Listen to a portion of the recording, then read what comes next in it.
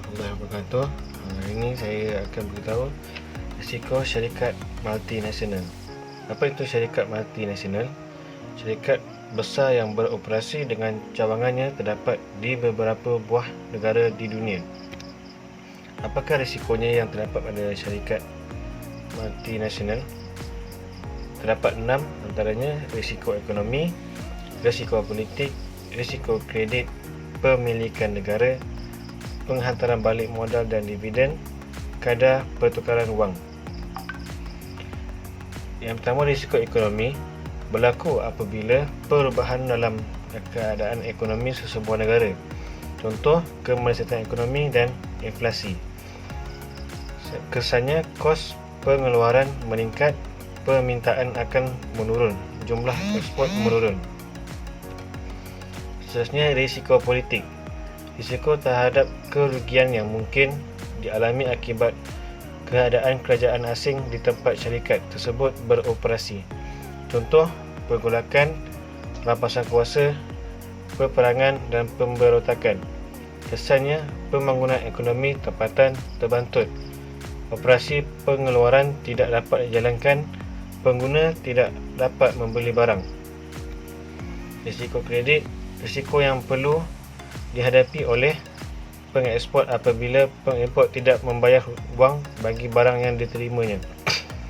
Pengimport tidak membayar wang atas sebab yang tertentu. Contohnya, kemuflisan, kemelesatan ekonomi, pergolakan politik.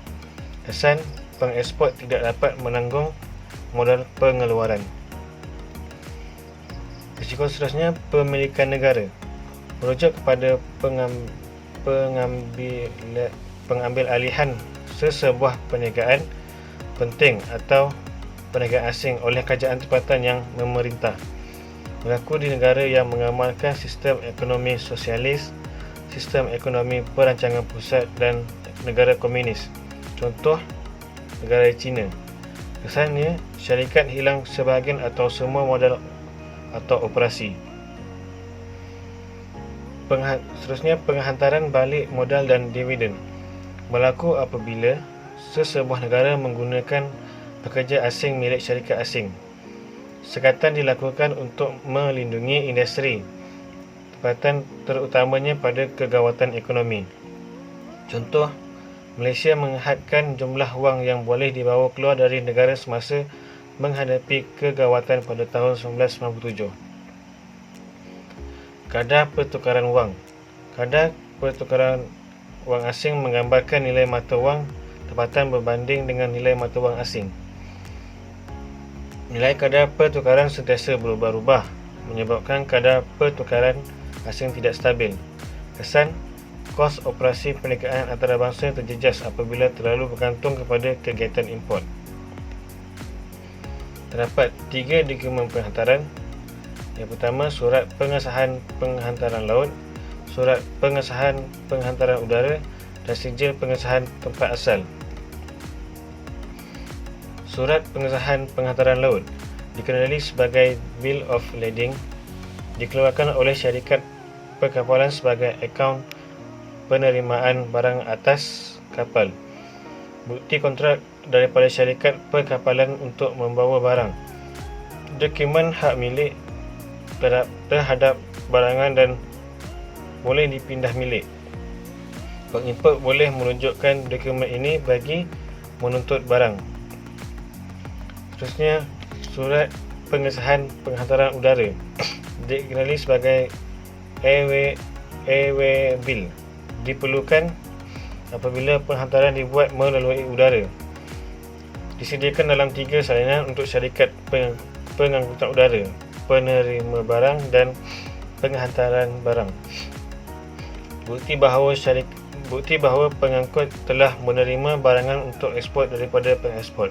Sijil penghasilan tempat asal dikenali sebagai Certificate of Origin, dokumen yang memperakui tempat asal pengeluaran barang yang diekspor. Disediakan oleh pengekspor dan diperakui oleh agensi kerajaan negara pengekspor. Digunakan oleh pihak custom sebagai rujukan semasa melaksanakan dasar kerajaan terhadap barangan import. Membolehkan negara anggota blok perdagangan menikmati pelepasan cukai di kawasan perdagangan bebas. Kaedah bayaran terbagi kepada dua, perdagangan barter dan perbankan koresponden.